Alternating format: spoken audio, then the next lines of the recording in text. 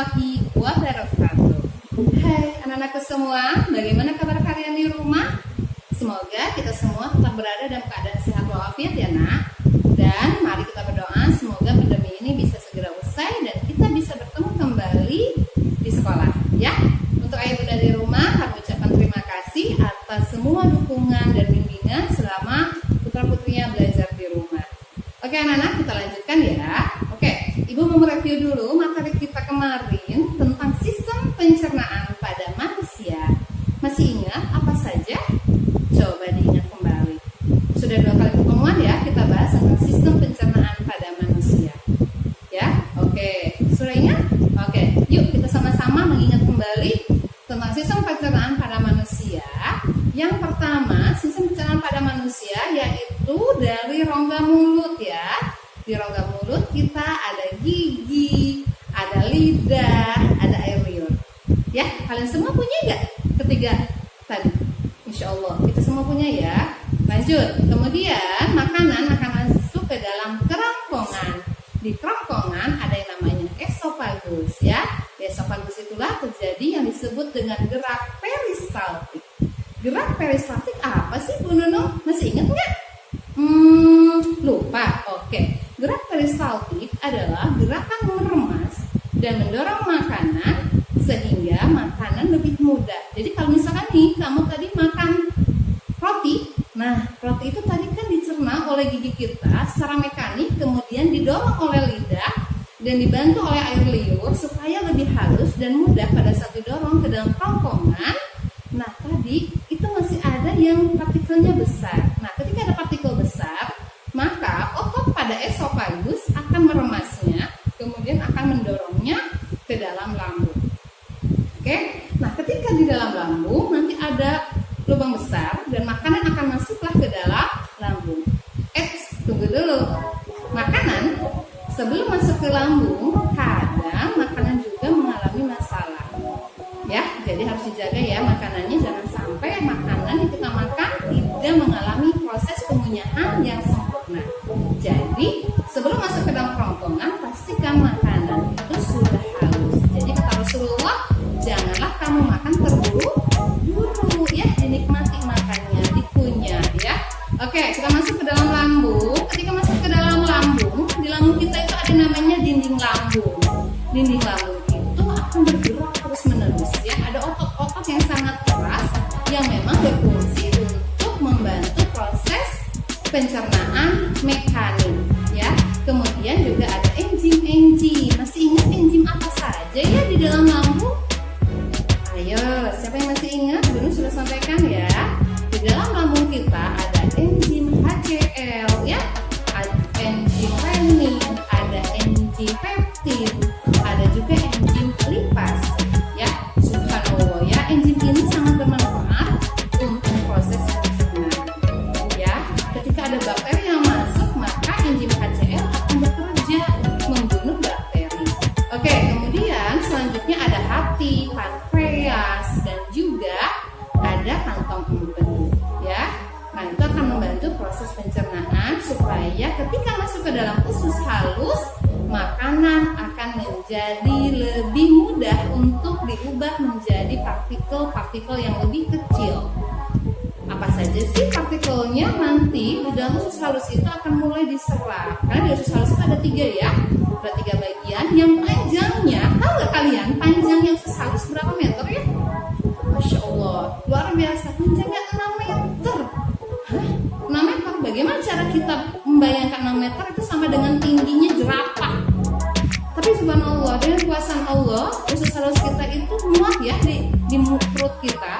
Itu 6 meter ya. 6 meter itu dibagi menjadi 3 bagian. Usus 12 jari, diadunum.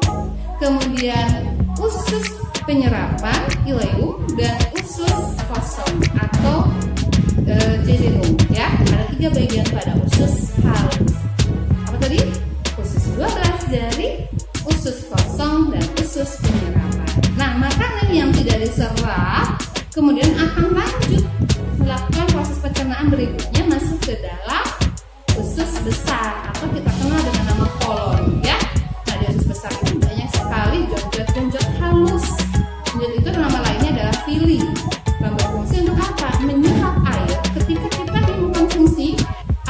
jumlah banyak, air itu bukan apa yang kita minum, tapi makanan juga bisa mengandung air. Ketika kelebihan air, maka usus besar akan menyerap, dan ketika kekurangan air, maka usus besar akan mengeluarkan cairan. Nah, untuk itu kalian harus banyak makan makanan yang mengandung serat, ya, supaya makanan yang tadi tidak dicerna atau tidak diserap nutrisinya oleh usus penyerapan, ketika masuk ke dalam usus kosong, dia akan mudah diserap. Karena di usus besar juga banyak bakteri baik yang bekerja, ya. Nah, kemudian makanan yang tadi tidak dicerna akan membentuk gumpalan padat yang kita kenal dengan nama feses, ya. Nah, atau terserah kalian menyebutnya apa ya. Nah, makanan itu akan disimpan untuk sementara di dalam rektum. Di dalam rektum, kemudian makanan nanti kalau sudah alarm otak kita berbunyi gitu ya. Nah, itu tandanya rektum kita sudah penuh. Tubuh kita sudah memberikan sinyal, kita harus segera ke kamar mandi, ya. Nah, di rektum itulah yang mengatur. Aduh, gitu ya. Tapi saya lagi bekerja, Bu. Saya lagi belajar, Bu. Tenang, tubuh kita akan memberikan alarm. Kata otak, tunggu dulu ya, rektum jangan dikeluarkan gitu ya. Tapi ketika tubuh kita sudah tidak bisa menahan, otomatis kita mules ya, atau sakit gitu ya. Sehingga kita akan ke kamar mandi dan feses akan keluar melalui anus. Jadi organ terakhir pada sistem pencernaan adalah anus. Dan sistem ini tidak bisa bekerja sendiri, harus bekerja sama. Tidak bisa nih kata lambung, aku dong yang paling bekerja keras, terus kemudian anus marah, tidak mau mengeluarkan sisa-sisa metabolisme. Apa yang akan terjadi? Tentu saja akan mengalami masalah yang lebih gawat lagi, ya kan? Makanan beracun di dalam kita tidak bisa dikeluarkan. Makanya kita harus menjaga sistem pencernaan. Nah, bagaimana Bu kalau tidak dijaga? Tentu akan mengalami gangguan, ya, betul tidak? Oke, pernah tidak kalian mengalami sariawan di mulut? Nah, sariawan adalah salah satu bagian dari gangguan pada sistem pencernaan pada bagian rongga mulut. Mungkin kegigit gitu ya, awalnya nggak sengaja gitu. Kenapa kok bisa sariawan? Karena tubuh kita memiliki alarm tubuh. Oh, kita ternyata kekurangan vitamin C, ya. Vitamin C-nya kurang. Akhirnya apa? Timbullah bintik-bintik warna putih di lidah, kadang di gusi, ya kan? Nah, perbanyaklah mengkonsumsi makanan yang mengandung vitamin C. Vitamin C terbesar itu terdapat pada buah kiwi, ya. Nah, nanti kalian silahkan cari tahu apa saja sih makanan yang mengandung vitamin C. Ada jeruk, ada kiwi, ada cabai, ya, banyak jenisnya. Dan itu baik untuk sistem pencernaan kita, sehingga sariawan tidak lagi terjadi. Oke, selanjutnya sistem pencernaan kita juga mengalami gangguan pada bagian lambung. Nih, misalkan di lambung ya, pernah nggak sakit? Aduh, gitu ya. Tiba-tiba kok, sakit. Nah, namanya MAH atau gastritis, ya. Mungkin pernah mengalami. Nah, itu kenapa bisa terjadi? Karena tubuh kita kelebihan asam lambung. Itu harus dijaga. Jadi ketika kalian sakit gitu ya, nah, pertama kalian minum air hangat dulu ya, jangan langsung minum obat. Istirahatkan dulu, baru minum obat untuk penetral asam lambung ya. Baru kalian mengkonsumsi yang lebih padat seperti itu. MAH ya, yang kedua MAH. Kemudian ada lagi apa lagi? Diare. Nah, pernah nggak diare? Pasti pernah ya. Kapan kita diare ya? Ketika ada bakteri yang masuk ke dalam tubuh kita dan bakteri itu tidak baik, sehingga tubuh kita akan mengeluarkan cairan empedu. Maka kita akan mengeluarkan cairan. Kenapa diare ya? Nah, kita lemes jadinya kan. Nah, itu kekurangan cairan tubuh kita ya. Nah, jadi harus dijaga makanannya supaya kita tidak kena diare. Kemudian apa lagi ya? Oke, yang berikutnya ada namanya tipes ya. Tipes juga adalah gangguan pada sistem pencernaan. Biasanya itu terjadi pada usus halus karena adanya bakteri salmonella yang masuk bersama dengan makanan. Kalau tipes itu biasanya gejalanya harian panas dingin tidak teratur ya. Kalau siang seperti orang sehat, tapi kalau malam kalian mungkin menggigil ya, atau kepanasan ya, nafsu makan berkurang, muntah-muntah, itu namanya tipes. Kemudian apa lagi ya? Ada yang namanya sembelit. Apa itu sembelit? Pernah sembelit? BAB-nya susah. Tadi kalau diare itu kan BAB-nya lancar banget ya. BAB itu lancar banget, bahkan tidak ada yang feses yang padat gitu ya. Tapi kalau sembelit apa? Keras. Kok bisa keras? Kenapa? Karena tubuh kita kekurangan serat. Ya, dan serat itu ada pada sayuran, buah-buahan. Kalau kita sulit untuk buang air besar, banyak mengkonsumsi makanan yang mengandung serat, sayur bayam, buah pepaya, ya. Nah, tapi Bu, bagaimana kalau kita diare? Kan diare itu tadi tidak ada yang padatnya ya, atau habis itu yang padatnya. Berarti kita banyak makanan yang mengandung seperti pisang, ya, itu bagus, salak gitu ya. Nah itu, atau bisa daun jambu, ya, daun jambu juga bisa mengobati diare, menghentikan untuk sementara. Oke, apalagi ya penyakitnya pada usus, ada lagi namanya usus buntu. Ada yang sudah pernah kena usus buntu? Sakitnya di mana ya usus buntu? Kalau tadi di sini, kalau ada orang gambar begini, itu biasanya mah. Gambar orang lagi sakit, mah. Tapi kalau di sini, gitu ya, perih gitu. Terus kalau dipukul nih dari bagian belakang nih, dari sini kalian pukul di sebelah kanan, adanya di sini. Kan kemarin ibu bilang ya, usus buntu kita itu ditarik dari pusat ke sampai pinggul. Nah di sini kalau sakit dan dipukul bagian belakang, nah sakit banget, itu namanya usus buntu. Kalau belum mengalami peradangan tidak perlu dioperasi. Tetapi kalau sudah mengalami peradangan, khawatir terjadi masalah pada sistem pencernaan yang lain, maka baiknya segera dioperasi. Walaupun kemarin ibu bilang usus buntu berfungsi untuk kekebalan tubuh. Berarti kalau buntunya sudah dihilangkan, lebih menjaga lagi kesehatan ya. Oke, apalagi ya gangguan pada sistem pencernaan. Nah, tadi di anus juga ada ya, namanya ambeien. Pernah nggak ambeien? Aduh, kalau duduk kok sakit gitu ya, kok kayak ada paku gitu ya di bagian pinggul gitu. Nah itu namanya ambeien. Berarti ada masalah pada bagian anus. Berarti ada yang tidak benar ya. Kemudian ada lagi wasir. Kalau wasir itu sudah keluar cairan darah ya. Nah itu gangguan pada sistem pencernaan. Ada lagi yang namanya obesitas. Tahu nggak obesitas? Kayak Bu Nunung? Enggak sih. Enggak ya, Bu Nunung belum obesitas ya, tapi sudah gemuk ya. Nah obesitas itu terjadi akibat tubuh kita terlalu banyak mengkonsumsi makanan yang mengandung lemak. Tahu nggak lemak dari mana? Dari junk food. Ya, kalau banyak makan junk food, tahu junk food apa? Seperti pizza, burger, chicken, spaghetti, makanan yang siap saji gitu ya. Daging, terlalu banyak makan daging, tidak makan sayur ya, tidak seimbang, itu akan menyebabkan obesitas. Ya, dulu ada ya viral di TV yang obesitas gitu kan, kemudian dia diterapi namanya Reza atau siapa ya, ibu lupa, dan dia bisa jadi kurus kembali setelah dia menyeimbangkan pola makannya ya. Nah, supaya sistem pencernaan kita tidak mengalami masalah, tolong kalian jaga pola makan. Apa sih yang harus dimakan emangnya? Mau tahu?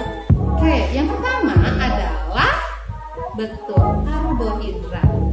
Apa saja sih karbohidrat? Yuk kita lihat. Nah, seperti ini karbohidrat. Karbohidrat kita ada apa saja? Sesuatu yang mengandung tepung. Apa saja? Ada jagung, apalagi ya? Mie, terus apa banyak gak sih?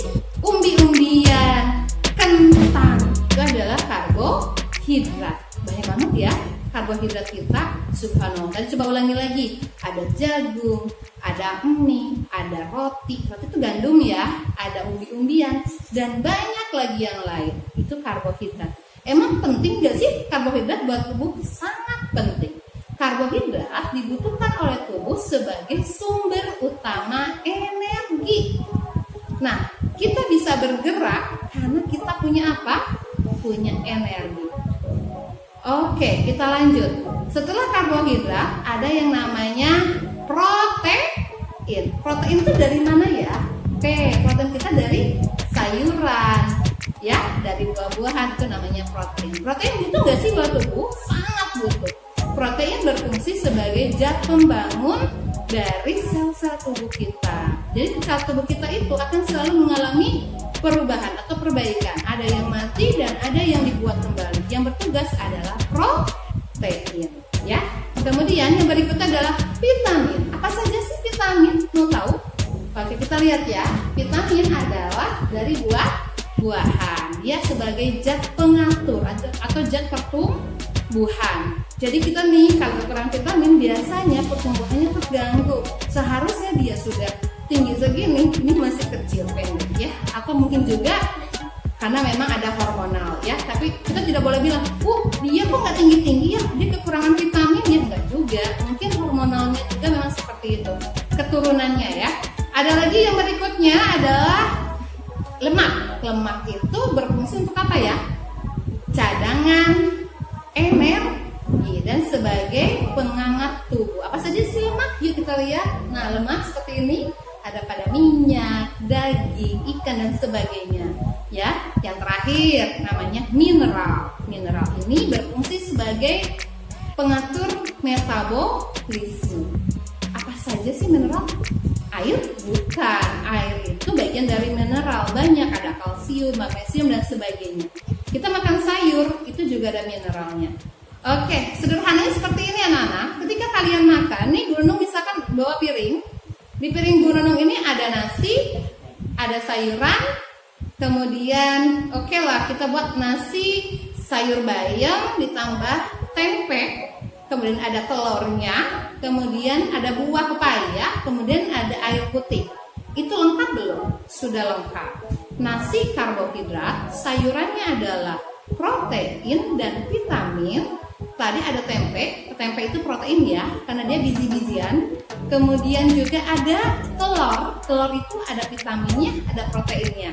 Yang kuning itu adalah protein, yang putih vitaminnya juga ada keduanya ya.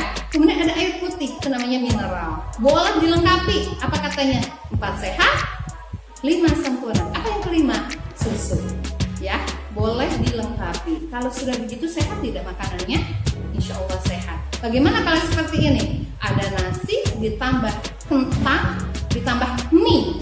Ayo, favorit kalian banget kan? Siapa yang pernah makan begitu?